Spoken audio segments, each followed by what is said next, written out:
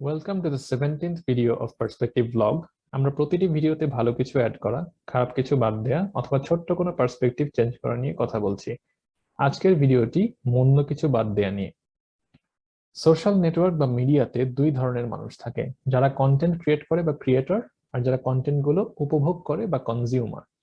সাধারণত অল্প কিছু মানুষ কন্টেন্ট ক্রিয়েট করে, যাদেরকে আমরা ফলো করি, অ্যাডমায়ার করি, বিশেষ ক্ষেত্র বিশেষে অন্ধ অনুকরণ করি। এটার বিপজ্জনক দিকগুলো আসলে কি? 1 নম্বর বিপজ্জনক দিক হচ্ছে সেলিব্রিটিরা ফ্যান বেস তৈরি হয়ে যাওয়ার পর সাধারণত একটা ন্যারো চ্যানেল থেকে একটা ফরম্যাট মেনটেন করে অনেক ক্ষেত্রে শুধু ফ্যানরা যেসব কথা শুনতে পছন্দ করে বা যেমন কথা শুনতে পছন্দ করে তেমন কথা বলে থাকে। ব্যাপারটা বেশি ঘটে মোটিভেশনাল স্পিকারদের ক্ষেত্রে। অনেকে শুধু ফ্যানদেরকে খুশি করার উপর ফোকাস করেন, তাই তাদের কথায় সারবস্তুর চাইতে এন্টারটেইনমেন্ট, ফোর্স জোকস এসব বেশি থাকে।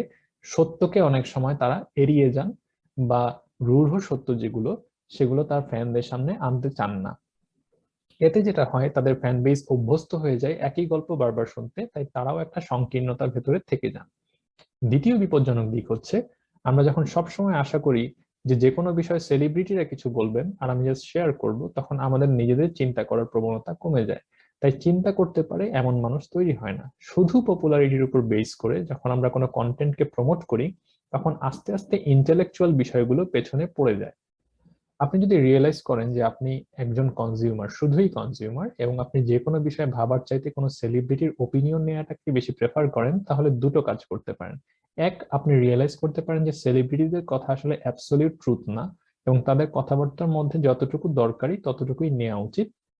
দুই, আপনি নিজে দিনের একটা সময় কোনো একটা টপিক নিয়ে ক্রিটিকলি ভাবতে পারেন, যেটা আপনার ইন্টেলেক্টকে শার্পেন করবে। আর আপনি ইনফরমেশন বম্বার্ডিং এর এই যুগে যে ইনফরমেশন বা ওপিনিয়ন গুলো আসলে সেন্সিবল, সেগুলোকে আলাদা করে কাজে লাগাতে পারবেন।